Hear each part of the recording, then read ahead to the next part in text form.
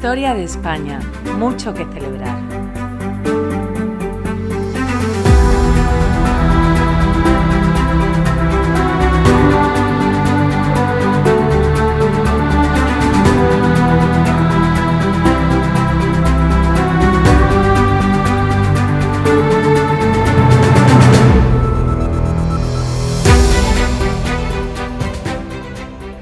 Yo soy un príncipe de Orange, libre e impávido.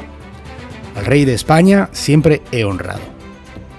Esto que os acabo de leer está en la primera estrofa del himno de los Países Bajos. Os resultará curioso saber que el himno de esa nación se inicia con una referencia a España y a su rey, pero es que muchos, si no todos, los países, las naciones, tienen mitos fundacionales. Y el de los Países Bajos no es otro que la guerra que durante 80 años sostuvieron contra España por su independencia y su libertad religiosa. ¿O no?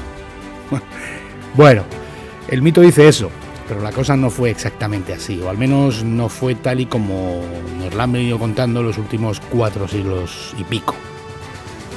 Si de historia de España hablamos, Flandes nos suele traer aroma a pólvora, ruido de espadas, formaciones de piqueros y gritos de Santiago y Cierra España, porque cuando escuchamos Flandes, a los españoles, lo primero que se nos suele venir a la cabeza son los tercios de infantería española, los tercios de Flandes, sus hazañas, sus personajes y sus batallas. Pero hay otra dimensión, otra que predomina en el relato histórico y que pinta aquello como la lucha de un pueblo oprimido por su independencia y por su libertad contra unos déspotas venidos de fuera que pretendían tanto la ocupación del territorio como la imposición del catolicismo. Es decir, leyenda negra española pura y dura. Y lo cierto es que, con matices, por supuesto, las cosas no fueron de esa manera, y sin dejar de señalar los errores y los excesos que la actuación de España pudo tener en aquel conflicto, creo que es de justicia apuntar que ese cuento no es sino una versión, otra más, adaptada al contexto, en este caso, claro, de los tópicos que sobre nuestra historia tanto abundan. Hoy vamos a ver cómo la Guerra de los 80 años, que así se llamó a la Guerra de Flandes, es, al menos en sus comienzos y en su planteamiento inicial, fundamentalmente una guerra civil, en la que la monarquía española se va a inmiscuir y va a participar activamente porque aquellos territorios estaban dentro de su órbita. Y vamos a ver cómo aquello por lo que luchaban los rebeldes flamencos no era su libertad ni los derechos de un pueblo oprimido, sino la preponderancia de una determinada clase social y la preservación del ámbito de poder de esa determinada clase social. Si os fijáis, es una situación y una formulación bastante parecida, bueno, yo diría que calcada, a la manipulación histórica propia del separatismo catalán, que bueno, el nacionalismo radical siempre fue de todo menos original. Os voy a hablar poco de batallas, o de asedios, o de hazañas, porque lo que me interesa es otra cosa, lo que me interesa es lo que os acabo de contar. De cualquier manera, por si lo que más os llama es la vertiente militar del conflicto, os dejaré unos cuantos libros y material en la bibliografía para que os empapéis bien. Y terminaré el capítulo con algo que no es específicamente del tema de hoy, pero que sí que tiene que ver bastante con el tema de hoy. Y es el amplio marco histórico y geográfico en el que esta guerra tiene lugar. La implicación de prácticamente toda Europa en un conflicto que al final es continental y con aspiraciones de ser global, y las consecuencias de la derrota final de España en Europa, con la paz de Westfalia. El tema es bastante interesante, porque Westfalia explica, en gran medida, por qué el mundo es tal y como lo conocemos hoy, y sobre todo explica por qué otro mundo no fue posible.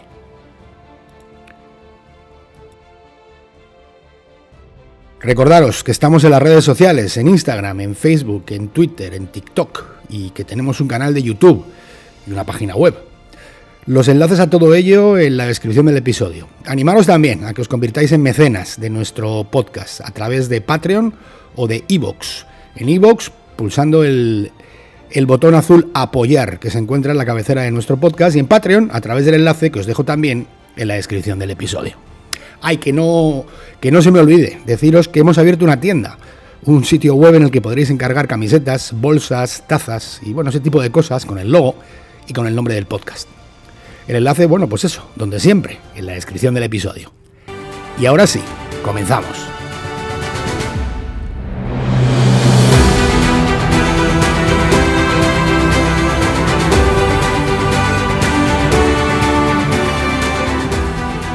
La idea aceptada es que durante el siglo XVI y el XVII hubo una rebelión general en los Países Bajos que provocó una guerra que duró 80 años, en la que los flamencos luchaban por su libertad y por su independencia contra los españoles, y que acabó con la derrota de España en la Paz de Münster, que es parte de la Paz de Westfalia, y acabó con la independencia de los Países Bajos, que desde entonces pues son un solar de tremenda paz y prosperidad. Vamos a ir por partes y desde el principio. A ver, ¿de dónde viene la presencia española en los Países Bajos? Pues lo cierto es que no hablamos de una invasión militar ni de la anexión de un territorio por la fuerza. Lo que hoy son los Países Bajos eran parte de los territorios que había heredado Felipe el Hermoso, el marido de Juana la Loca, por lo que el hijo de ambos, o sea, el emperador Carlos I de España y V de Alemania, a su vez también los heredó. Y en su testamento lo que hizo fue partir el imperio entre su hermano y entre su hijo Felipe II. Y a Felipe II, entre otras cosas, pues le dejó, los Países Bajos, ¿no? Carlos I había nacido en Gante, así que, era flamenco de nacimiento y tenía sus propias ideas en relación a estos territorios.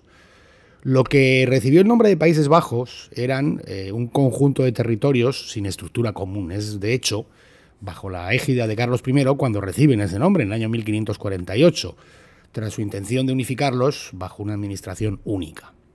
Hasta entonces, la historia de aquellas tierras había sido la de los enfrentamientos de unas contra otras, y como dice el historiador inglés Geoffrey Parker, que es uno de los máximos expertos en este tema de los Países Bajos y de la guerra de los Países Bajos, la monarquía española fue la que les dotó de una unidad política permanente.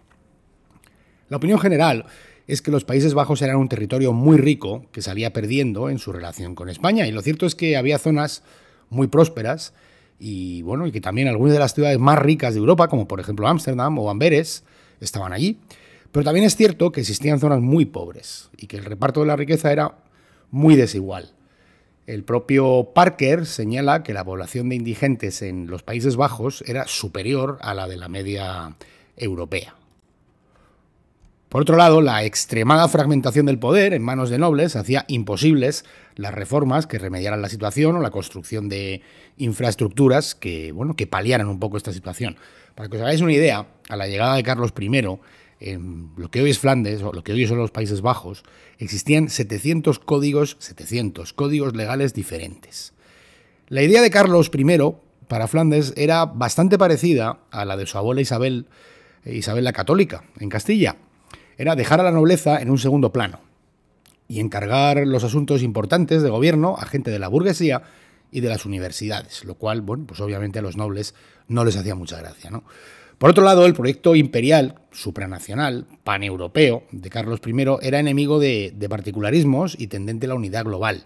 Y esto tampoco era del agrado de la nobleza flamenca, que obviamente veía en ello un peligro para su posición.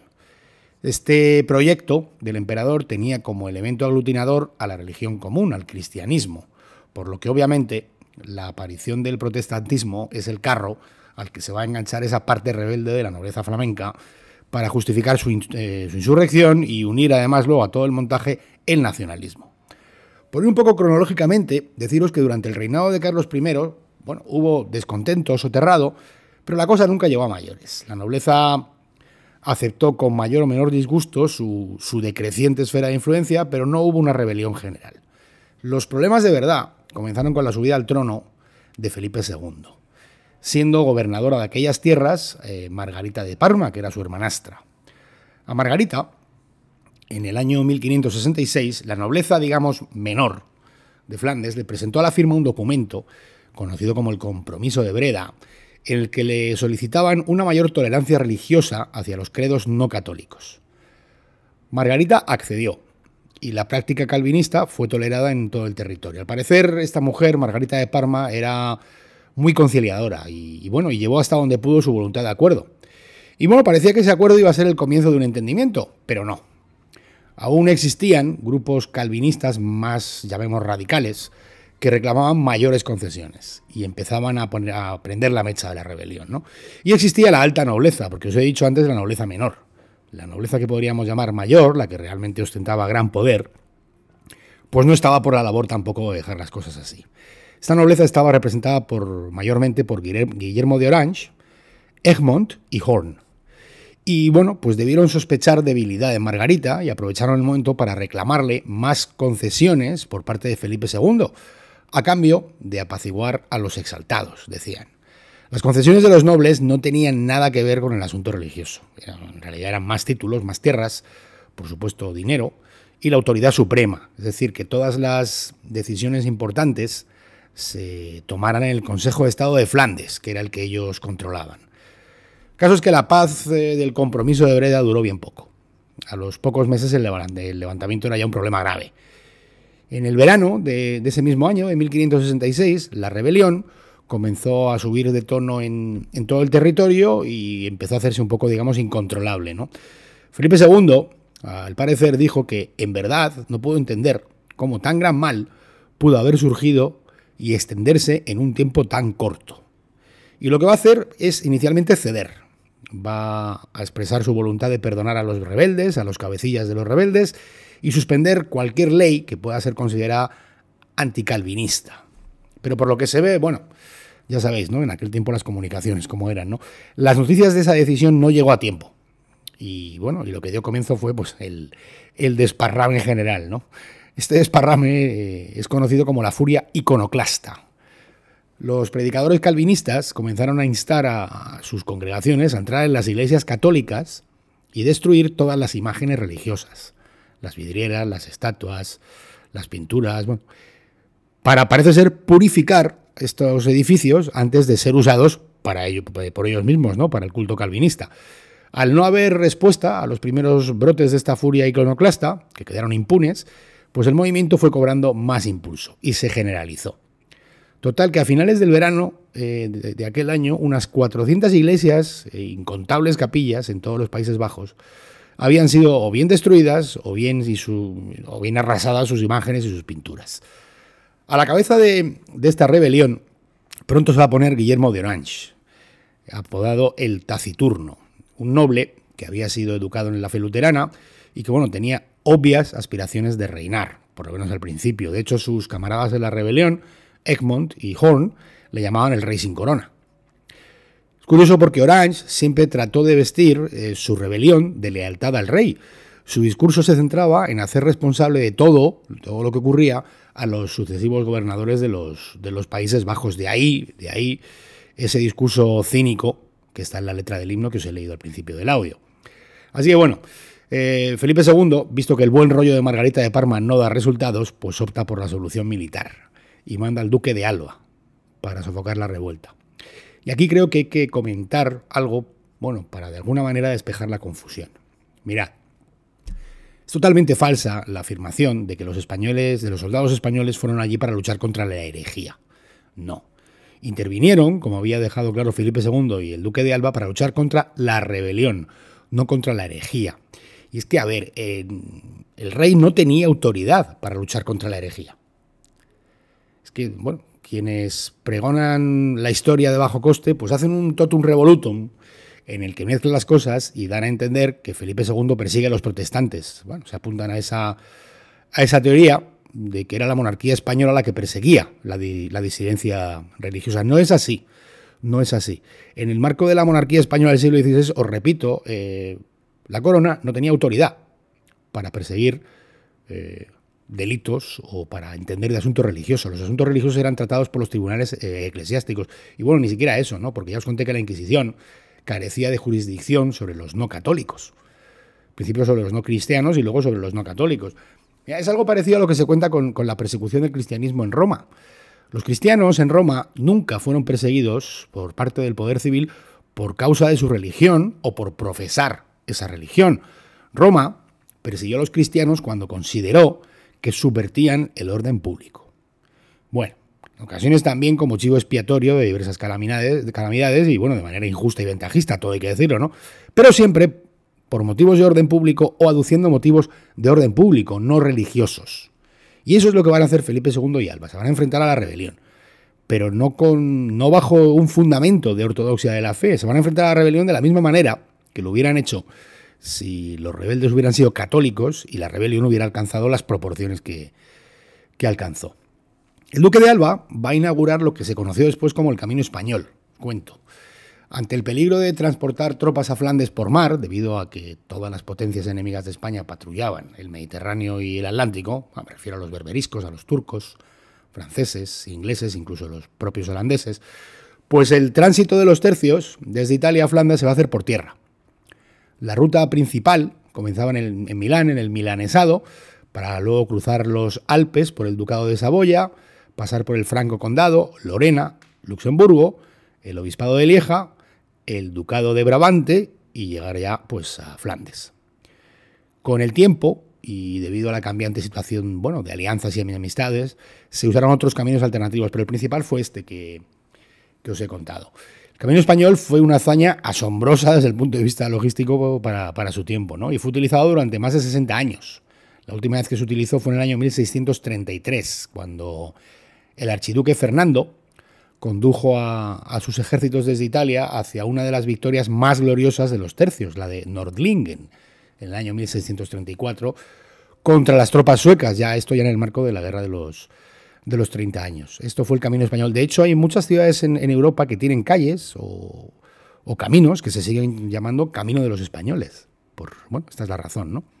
Bueno, el caso es que el duque de Alba va a llegar a los Países Bajos y va a vencer de manera contundente en Jemmingen a los rebeldes y a reprimir la rebelión. Va a crear el llamado Tribunal de los Tumultos y va a enjuiciar a todos los responsables de la rebelión, condenando a muerte a unas 800 personas, entre las que se encuentran los nobles Egmont y Horn, de los que os he hablado antes. La leyenda dice que el duque de Alba mató a 200.000 personas. Bueno, pues ya sabéis lo de siempre, ¿no? No sé dónde podría haber tenido Alba encerradas a 200.000 personas antes de juzgarlas, ¿no? No sé dónde hubiera encontrado una cárcel tan grande, ¿no?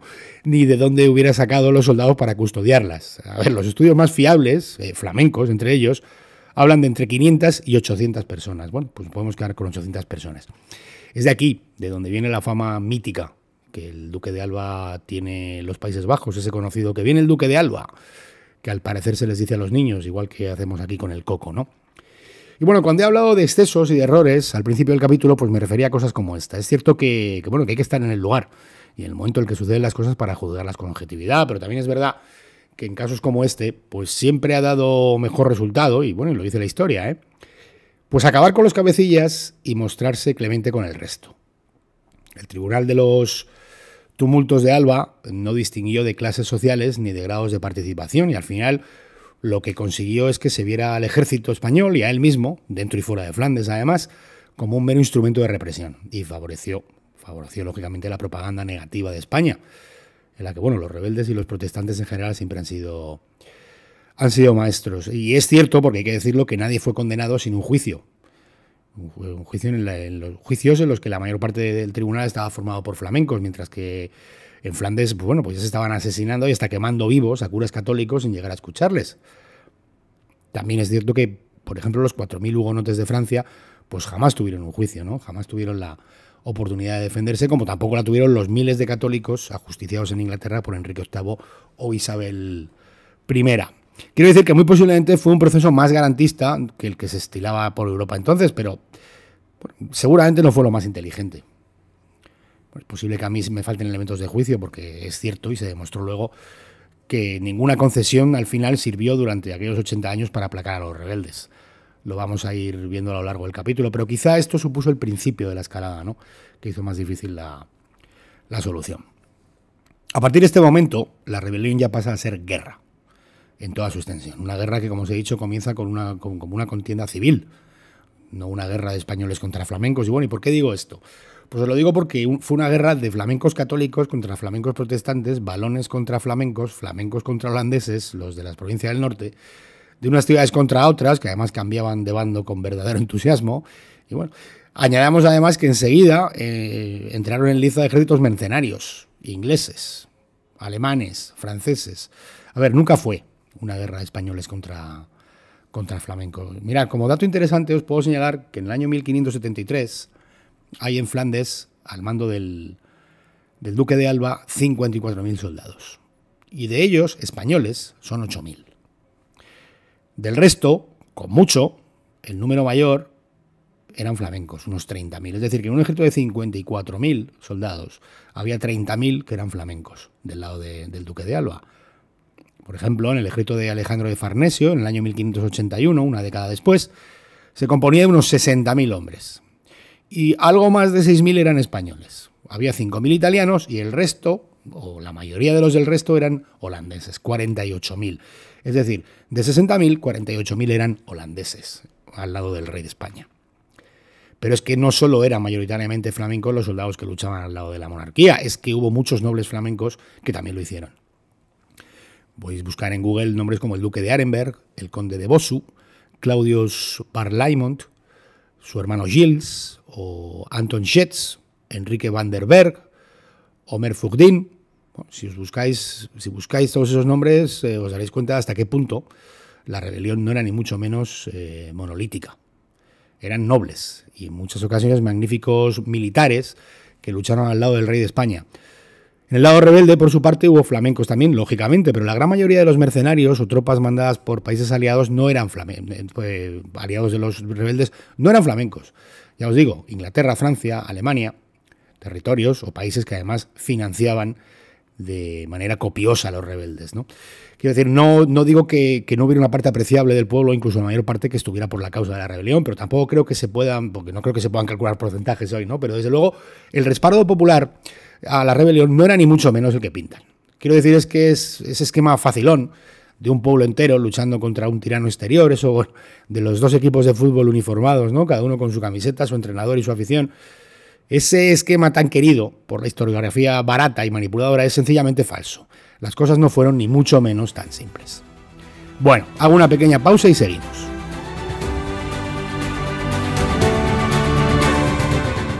Asómate a la aventura colectiva más apasionante jamás contada, la historia de España.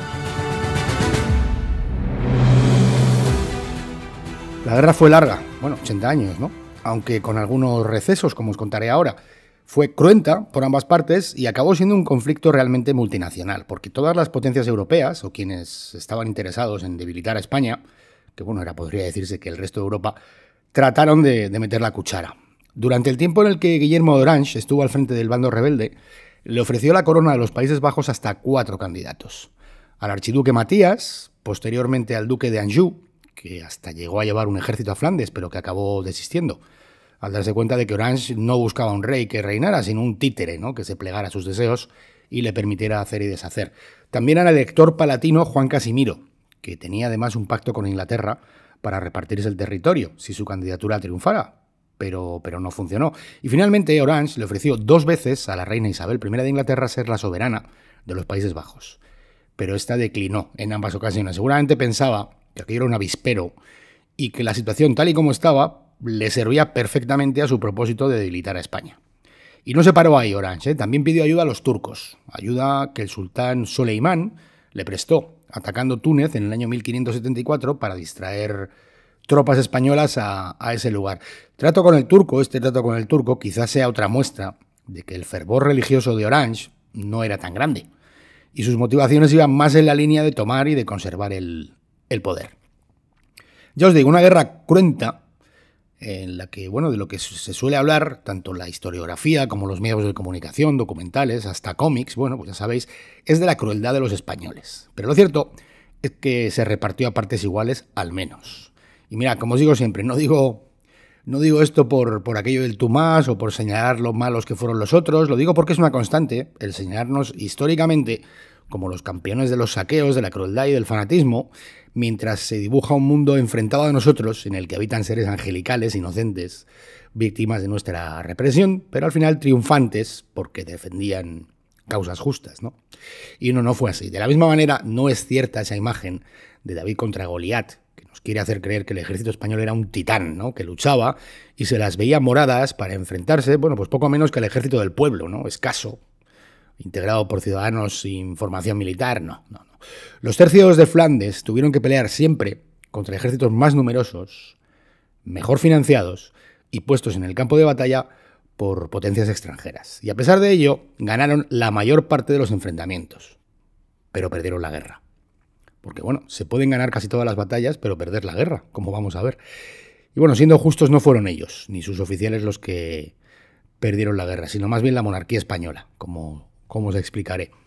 Se habla poco, por ejemplo, de las atrocidades cometidas en Gante por 2 fanáticos calvinistas llamados de Riobe y de Hembise. Bueno, mi pronunciación del holandés no es muy buena, no sé si se pronuncia así. O de los conocidos mendigos del mar. Estos mendigos del mar eran un grupo de corsarios al servicio de Orange, financiados por él y también financiados y protegidos por Isabel I de Inglaterra, que estuvieron varias décadas asolando las costas y mataban por igual a españoles y a neerlandeses. Su caudillo, se llamaba Lumey de Lamarck, torturó y asesinó personalmente a muchos sacerdotes y católicos, y bueno, las tropelías de sus seguidores sobre la población civil hicieron que numerosas ciudades flamencas directamente se negaran a abrirle las puertas.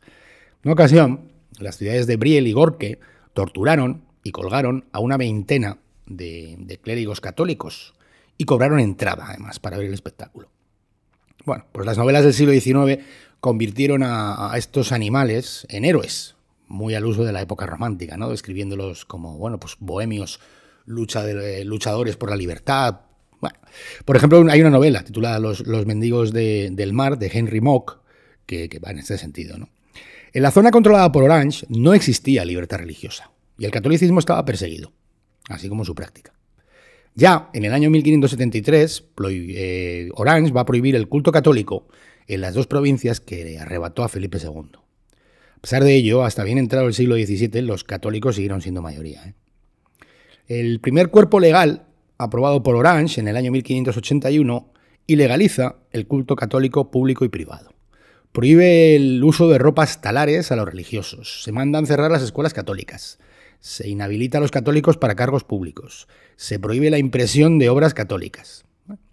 Las infracciones se castigaban con multas hasta el año 1584, pero después la cosa empeoró, porque te confiscaban los bienes. En general se siguió aprobando legislación anticatólica hasta bien entrado el siglo XVIII, cuando ya los Países Bajos eran una nación independiente. Bueno, no se exterminó a los católicos, como sí se hizo, bueno, en gran medida en Inglaterra, por ejemplo, pero se buscó de manera consciente y deliberada empobrecerlos, cultural y económicamente. Acabaron siendo, como señala Enrique Alonso de Velasco, en su libro La crisis de la Iglesia Católica en los Países Bajos en la segunda mitad del siglo XX, acabaron siendo ciudadanos de segunda. Y la legislación tendente a su apartamiento se estuvo publicando hasta bien entrado el siglo XVIII, ya os digo, concretamente hasta el año 1853. Así que bueno, queda esto dicho por tratar de desmentir que aquellos rebeldes luchaban por la tolerancia y por la libertad.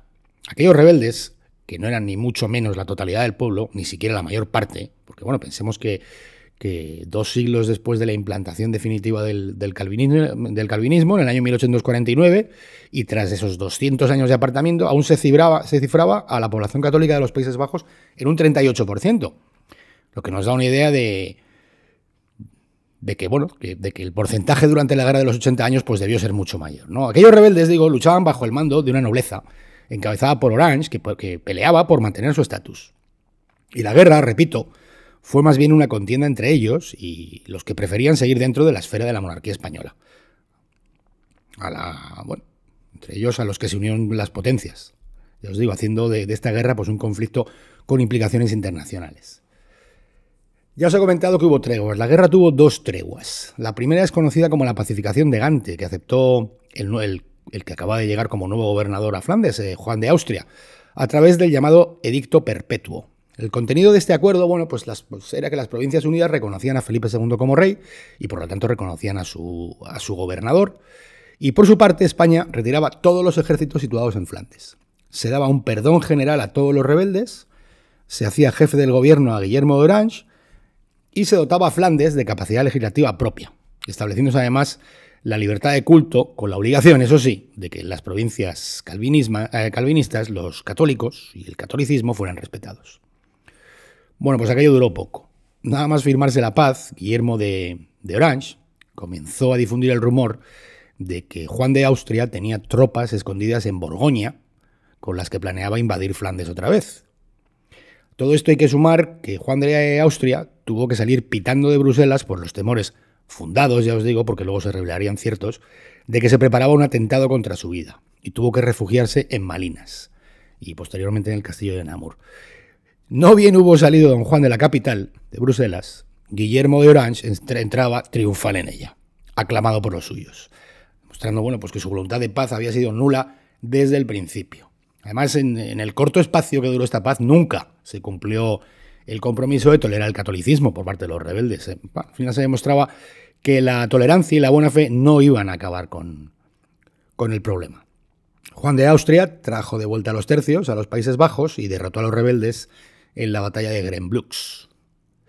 La segunda paz que conoció esta guerra fue la tregua de los 12 años, en 1609. Aquello fue algo que convenía a ambas partes. A las Provincias Unidas, porque España acababa de firmar la paz con Inglaterra y con Francia y se habían quedado solos. Y a España, porque tanta guerra, tan continuada y contra tantos enemigos, la estaba desangrando, ¿no? En realidad esta paz no fue otra cosa que un respiro para ambos, que sabían que la guerra no había acabado y que en realidad se estaban preparando para continuarla cuando acabara, ¿no? Para entonces, la rebelión sí que se había impuesto dentro del lado flamenco y podemos decir que ahora sí que encontramos un bando rebelde que guerrea contra la monarquía española por su independencia.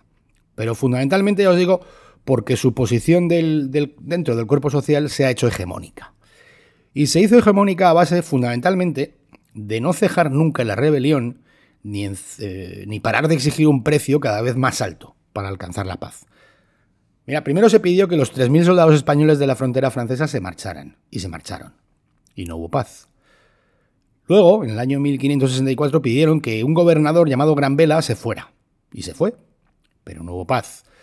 Luego pidieron la retirada de un impuesto que se llamaba alcábala, y el duque de Alba lo retiró, pero tampoco hubo paz. Luego se pidió que Alba se marchara, y se marchó, y no hubo paz. Luego se firmó una pacificación en Gante, como os acabo de decir, dando libertad de culto, sacando al ejército de Flandes y otorgando gran poder a Orange. Pero la paz duró poco, es decir, que muy posiblemente la paz era, en realidad, una utopía. La guerra se perdió por varias razones. En general, como se ha apuntado, España luchaba en muchos frentes y contra toda suerte de enemigos al mismo tiempo. España ganaba batallas, la mayoría, pero era incapaz de conseguir victorias decisivas en todos los frentes, con lo cual quedaban abiertos y el agotamiento pues era evidente, ¿no?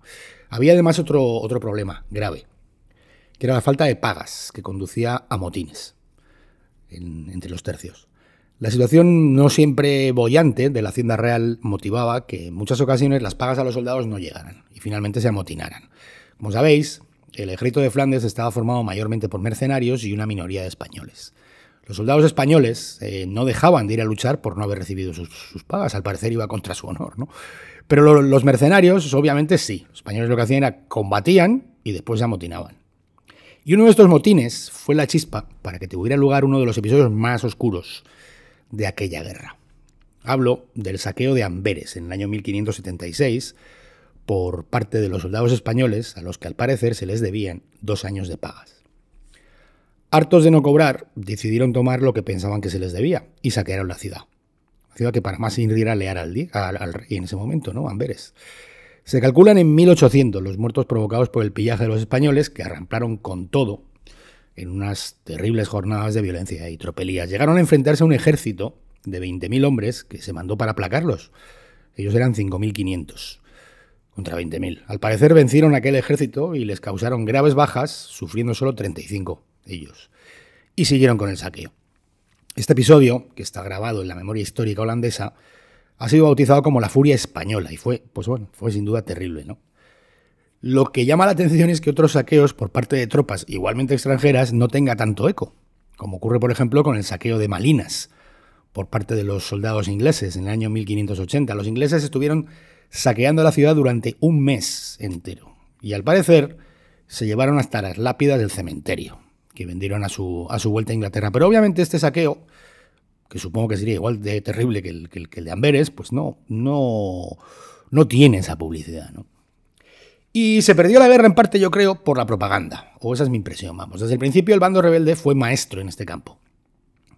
Y bueno, consiguió que hasta que holandeses que no eran rebeldes o que incluso eran católicos, pues de alguna manera se pusieran de su lado, ¿no?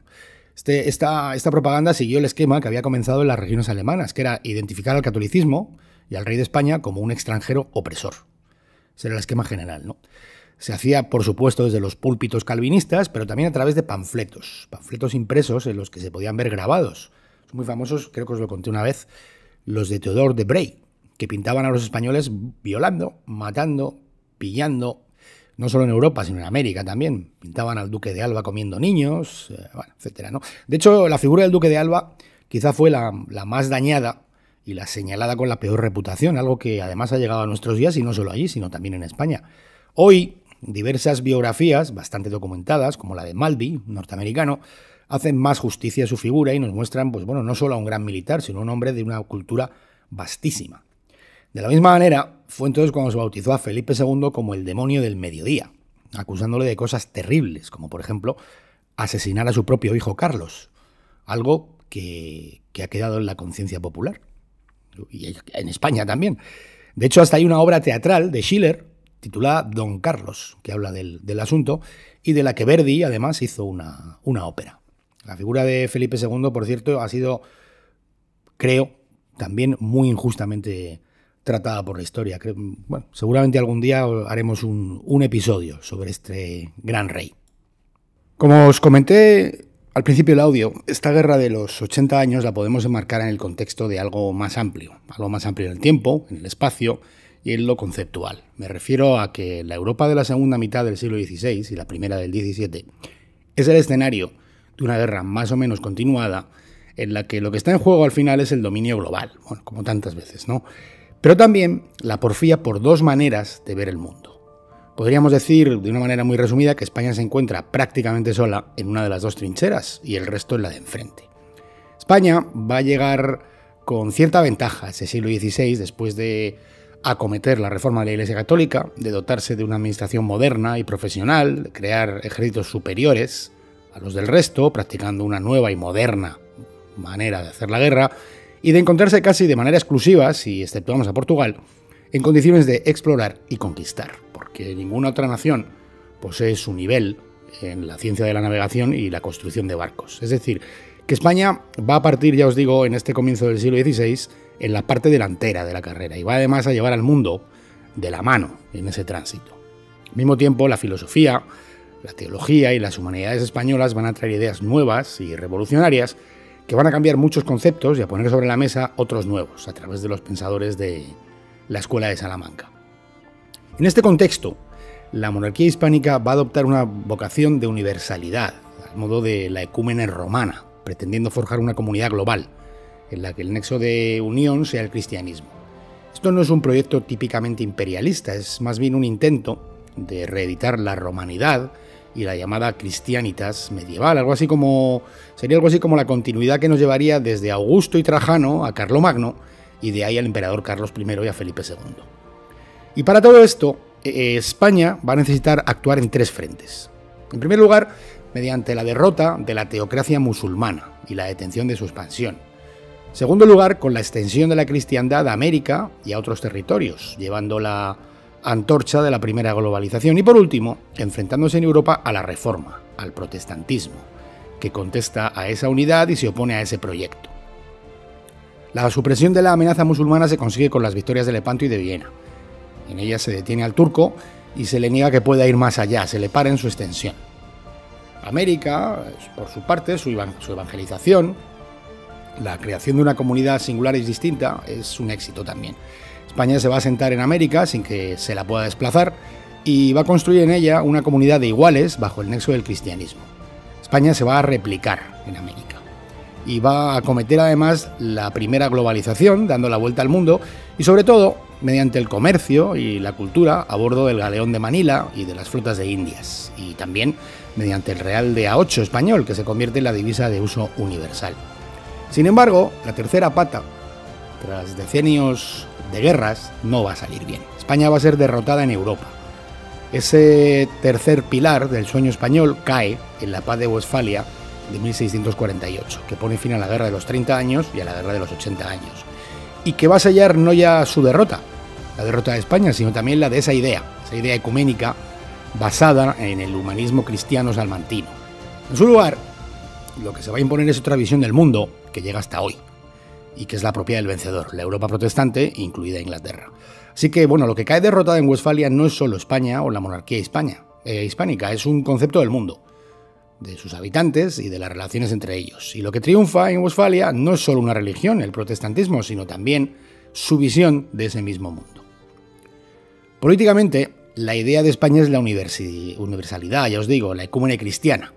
mientras que Westfalia tiene como resultado la Europa de las naciones. De hecho, desde un principio las posiciones protestantes siempre van a plantear reivindicaciones nacionales y particularistas. Nacionalismo y protestantismo van a ir continuamente de la mano. Por eso, lo que va a ver la luz en Westfalia es la Europa de las naciones, con el principio de soberanía territorial como piedra angular y el utópico, y jamás conseguido, trato de igualdad entre estados y naciones. Este triunfo de las naciones acabará siendo el germen de los nacionalismos, que 2 siglos más tarde, ya alumbrados en la época romántica, dan lugar a nacionalismos integradores o constructivos, como el alemán o el italiano, disgregadores, como los catalán y vasco, y otros realmente decisivos en el devenir histórico, como el balcánico, que es uno de los gérmenes de la Primera Guerra Mundial. El nacionalismo es hijo de Westfalia, y por ello, de alguna manera, la Primera y la Segunda Guerras Mundiales también lo son. Esta supremacía del concepto de naciones hacia afuera acaba siendo supremacía hacia adentro de los estados. Es el comienzo de aquel todo para el pueblo, pero sin el pueblo, que está en esta creación de Westfalia, los estados-nación, y explica el despotismo ilustrado y las monarquías absolutas, que van a morir con las revoluciones de finales del XVIII y del siglo XIX. Revoluciones que, derriban al monarca de su posición absoluta, pero no terminan de hacer al ser humano el sujeto de los derechos, sino, y especialmente en el caso continental, al ciudadano. Con lo que sí, ya tenemos al ser humano individualmente considerado como sujeto de derechos, pero siempre dependiente de que un ente superior sea el que le otorgue esa ciudadanía y, por lo tanto, esos derechos y libertades. Así es como, por ejemplo, Hobbes, en su obra El Leviatán, concibe al Estado como el instrumento que otorgará las garantías de libertad a los individuos. Son estos estados los que en algunos casos, y bajo ciertas doctrinas políticas, se convertirán en totalitarios. Lo que sale de Westfalia es la asunción de que el poder le ha sido otorgado al monarca por Dios directamente, sin intermediaciones, y es ahí donde se va a apoyar la idea de que el rey puede imponer a sus súbditos también la religión que él profese. Frente a esto, la propuesta filosófica y teológica española, que en cierto modo es pionera de las demás, está en el lado de los derrotados. La propuesta española viene de lejos, viene de los concilios visigóticos de Toledo, de San Isidoro, de las Cortes de León, es la de Francisco Suárez, la del padre Vitoria, que hablan de la limitación del poder del rey y de todos los seres humanos nacidos iguales, de sus derechos inherentes que no necesitan de un ente superior que los conceda. El derecho de gentes, de la comunidad humana universal, es la idea del padre Mariana, que justifica el derrocamiento y hasta el asesinato del tirano. Por eso sus obras estaban prohibidas en las otras naciones. Será de alguna manera retomada por el nuevo orden mundial nacido en Westfalia, pero con matices que acaban siendo troncales, porque, para los pensadores de Salamanca, el poder es otorgado por Dios al pueblo, y el pueblo lo delega en un monarca. Los principios del liberalismo económico, ya os conté, van a ver la luz en la Escuela de Salamanca, pero su entrega al mundo, tal y como lo conocemos hoy, es calvinista, y tiene mucho que ver con el concepto protestante de la predestinación. Ahora os cuento. Por eso, el liberalismo económico que conocemos y vivimos hoy es hijo de Westfalia. Y por eso lo es el capitalismo. Y por eso lo son la revolución industrial y el marxismo. Porque, en realidad este mundo que conocemos después de Westfalia hunde sus raíces en conceptos filosóficos o religiosos o teológicos de cariz luterano, que se impusieron a la idea española. Hablamos fundamentalmente de la predestinación protestante. Calvino lo expresa diciendo aquello de que frente a Dios nada podemos. El credo protestante piensa que solo nos cabe tener fe y esperar a estar entre los elegidos por Dios para la salvación, porque estamos predestinados. Y por lo tanto, las buenas obras, las buenas acciones que hagamos en la tierra no van a remediar nuestro destino, ya sea salvarse o condenarse. Por lo tanto, lo único que nos cabe en la vida terrena es prosperar económicamente, lo cual va a ser considerado además un signo de predestinación, de estar en gracia con Dios. La vida humana ya no es una realidad ni espiritual ni física, es económica. Y solo en la actividad económica encuentra su justificación, su necesidad de ser el éxito o el fracaso. Se va a separar al hombre de su dimensión divina para centrarse en la humana, haciendo del subjetivismo el centro de nuestras vidas, algo que como podéis comprobar hoy está ya absolutamente impuesto en nuestro cuerpo social. Se va a llegar incluso al nihilismo de Nietzsche, que acaba diciendo que Dios no existe. Y inevitablemente se va a considerar como predestinados no ya a individuos, sino a pueblos o a razas, a naciones. Las teorías supremacistas arrancan en ese siglo XVII de manos de filósofos protestantes empiristas como Locke. Y a partir de ahí, bueno, pues el determinismo social y racial, el racismo científico, el darwinismo social. Por eso los imperios protestantes no son integradores. Por eso no hay mestizaje, porque no se considera iguales a conquistadores y conquistados. Por eso son colonias, es decir, son unidades de explotación que únicamente producen materias primas, territorios poblados por seres que no están en pie de igualdad ni con la metrópoli ni con sus habitantes. Una visión supremacista que lleva a alguien tan, respetado como Max Weber a afirmar sin tapujos la superioridad protestante a todos los niveles, económico, ético, cultural, científico. Llega hasta hoy con personajes tan relevantes del mundo académico anglosajón como Samuel Huntington. Y no me entendáis mal, el mundo que hoy conocemos ha alumbrado prosperidad y bienestar a una parte muy apreciable de la humanidad. Camina, creo, hacia la extensión de los derechos humanos, aunque a veces sea con caminos ciertamente torcidos, ¿no? Ha posibilitado avances tecnológicos, científicos, médicos, etcétera, ¿no? Que mejoran nuestras vidas. Nos ha traído hasta aquí, que no es poco. Solo quiero deciros que hubo otro concepto, hubo otra idea, otra apuesta, otra idea que duda cabe, porque es inevitable, también habría alumbrado monstruos como los que contemplamos hoy, de eso no hay duda. La otra idea es, ya os digo, la de Salamanca, la de la reina Isabel la Católica, la de las leyes de Indias. Es la idea que no saca al hombre de su dimensión espiritual, sino que la hace presente. Y le dice que conoce el bien y el mal, independientemente de qué religión profese. Y le dice que como Dios está en él, su pecado original puede ser redimido por la vía de las obras, por la vía de las buenas acciones en este mundo. Es lo que el teólogo Luis de Molina llama la gracia suficiente. El ser humano puede, a través de sus obras, crear su destino.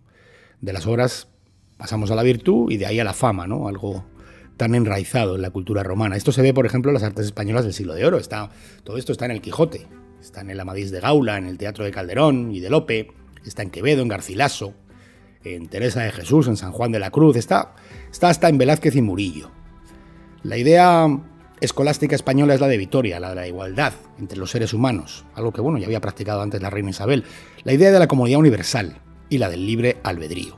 La idea de elegir o no el camino de salvación, conociendo de manera inherente el bien y el mal, porque ese conocimiento del bien y el mal está en nosotros. Por eso, las leyes de Indias. Por eso se ponen oídos a las denuncias de Bartolomé de las Casas. Por eso se detiene la conquista de América y tiene lugar la controversia de Valladolid. Por eso el mestizaje. Por eso la obra española imperial está inspirada en una comunidad de iguales, en la que España se replica. No se limita a explotar lo conquistado, sino que construye universidades, hospitales, ciudades, caminos, puertos.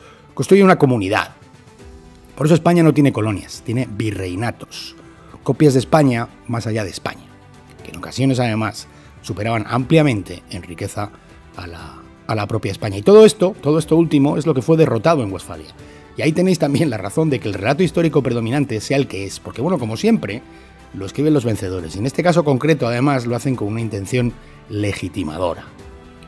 Ese relato histórico que será asumido por las élites españolas desde el cambio de dinastía con la llegada de los Borbones y que explica en parte el complejo que los españoles sufrimos sobre nuestra historia. Ya os digo, de verdad, no es ánimo competitivo o comparativo lo que me ha llevado a contaros todo esto. Solo quiero que sepáis que detrás de la obra histórica española no están tan solo las ambiciones de reyes, los sueños de pioneros y aventureros, las intrigas de eclesiásticos, las hazañas militares o la codicia de riqueza. Detrás de la obra de España hubo una sólida base filosófica y hubo una idea del mundo que acabó siendo derrotada en Westfalia. Os lo cuento, como decía la canción de Los Secretos, por recordar lo que fue y lo que pudo haber sido. Un abrazo bien grande. Nos vemos por aquí.